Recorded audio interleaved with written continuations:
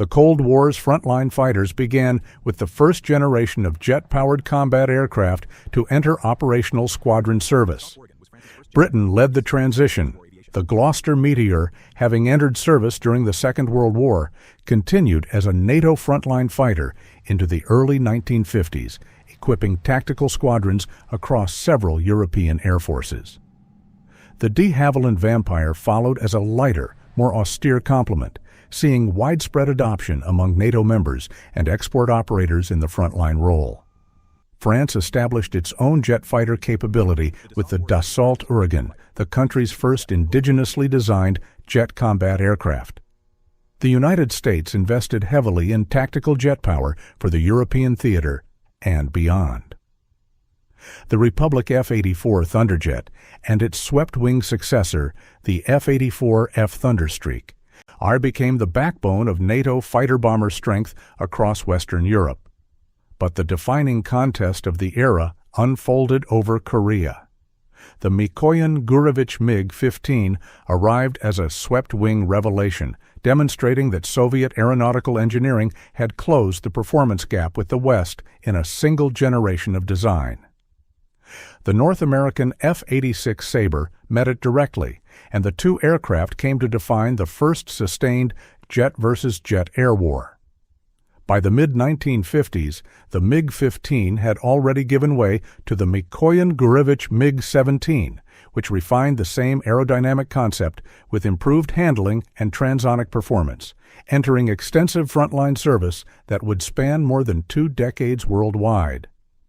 As the 1950s progressed, frontline fighter design pushed decisively past the supersonic barrier. The Hawker Hunter, though transonic rather than fully supersonic in level flight, became one of the most widely operated British fighters of the Cold War, serving with NATO air forces and numerous export customers in the frontline tactical role throughout the decade and well beyond. The North American F-100 Super Sabre entered USAF service as the first operational Western fighter capable of sustained supersonic speed in level flight, setting the new performance standard for frontline tactical squadrons. The Soviet Union reached the same threshold independently with the Mikoyan-Gurevich MiG-19, its first series production supersonic fighter, which saw broad service with Allied air forces across the Eastern Bloc and beyond. In Western Europe, the Dassault Supermystère became the first supersonic combat aircraft to enter series production on the continent. He's serving with the French Air Force and later with Israel. At sea, the Vought F-8 Crusader delivered supersonic performance to U.S. Navy carrier decks, serving as the fleet's dedicated air-to-air dogfighter and earning distinction as the last American naval fighter designed around guns as its primary weapon. The late 1950s and early 1960s produced a rapid escalation in fighter performance, with Mach 2 capability and guided missile armament becoming baseline expectations for frontline designs. The Lockheed F-104 Starfighter entered service as a point defense interceptor optimized for speed and rate of climb, and went on to become a mainstay of NATO air forces across Western Europe through large-scale multinational adoption. The Mikoyan-Gurevich MiG-21 emerged as the Soviet counterpart and became the most widely produced supersonic jet fighter in aviation history, serving on the front lines of dozens of air forces across every continent. The English Electric Lightning, while primarily an interceptor, saw sustained frontline service with the Royal Air Force, where its exceptional climb performance and twin-engine Mach 2 speed gave it a distinctive place among the era's fighters. The Dassault Mirage 3 brought delta-wing Mach 2 capability to the global export market with remarkable success, becoming the defining Western European fighter of its generation. The Sukhoi Su-7, designed principally as a tactical fighter bomber with limited air-to-air capability, nonetheless equipped frontline squadrons across the Soviet sphere as a fast, rugged strike platform. Our Sweden pursued an independent path with the Saab 35 Draken, a double-delta design optimized for dispersed base operations under Scandinavian conditions. The generation reached its fullest expression in the McDonnell Douglas F-4 Phantom II, a twin-engine, twin-seat design that redefined the multi-role fighter concept and became the standard against which Western air power was measured for more than a decade. The air wars over Vietnam, the Middle East, and South Asia subjected Cold War fighter designs to sustained combat conditions for the first time since Korea. The McDonnell Douglas F-4 Phantom II flew as the primary American air superiority fighter over North Vietnam, where its dependence on radar-guided missiles and the absence of an internal gun exposed serious gaps in prevailing air combat doctrine. Opposing it, the Mikoyan-Gurevich MiG-21 served as the principal fighter of the Vietnam People's Air Force and later of Arab coalition air forces during the Middle Eastern conflicts. The older Mikoyan-Gurevich MiG-17, despite its subsonic limitations, proved unexpectedly effective in the close-range engagements that Vietnam's rules of engagement frequently forced upon faster American aircraft.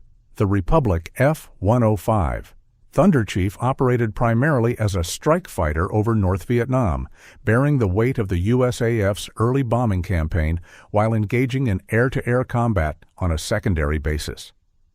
The Northrop F-5 Freedom Fighter and its improved F-5E Tiger II variant served a different purpose, providing a lightweight, affordable frontline fighter to Allied air forces across Southeast Asia, Latin America, and the Middle East.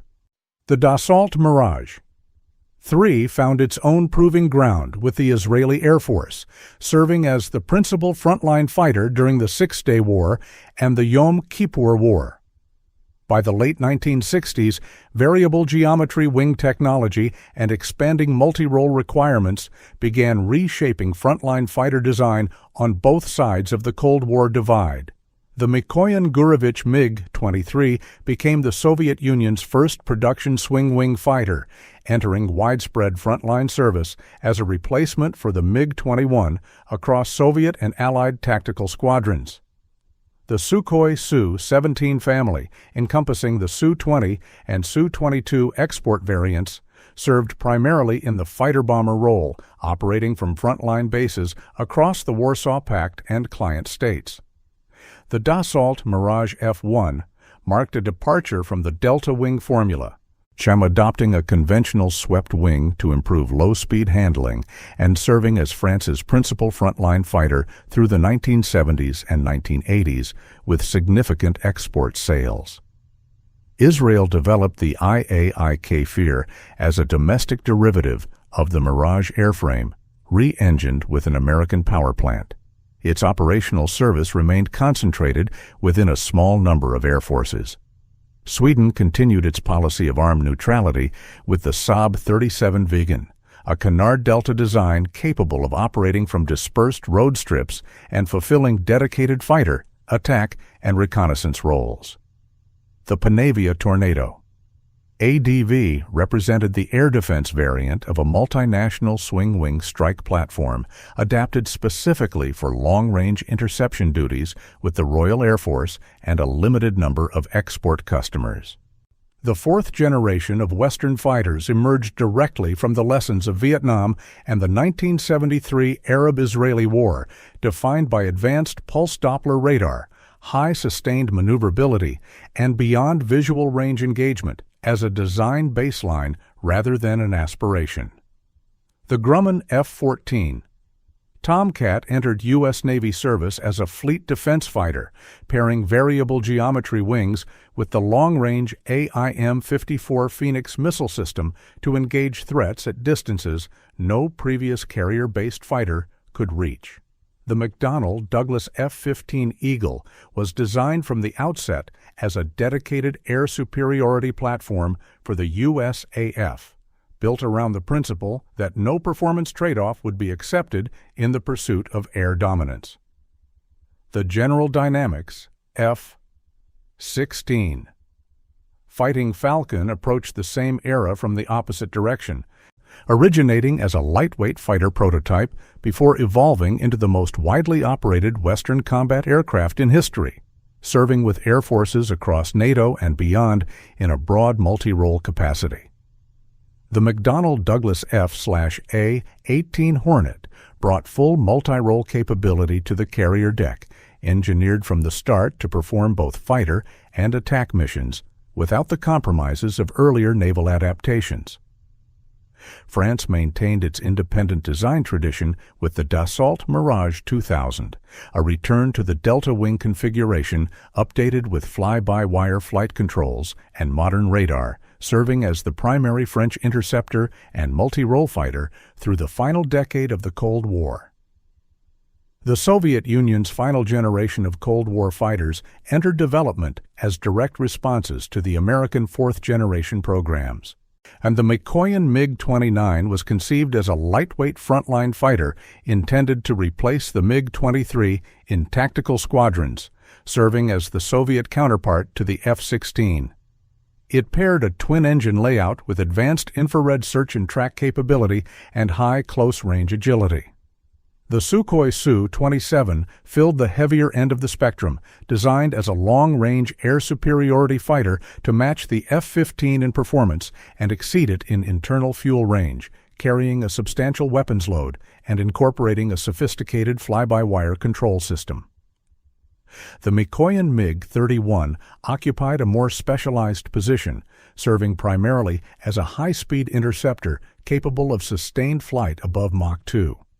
Though its role was principally one of long-range air defense, its operational deployment along forward Soviet sectors and its capacity for autonomous beyond-visual range engagement placed it within the broader structure of Cold War frontline fighter assets. Together, these three designs represented the final expression of Soviet fighter development before the dissolution of the Soviet Union in 1991.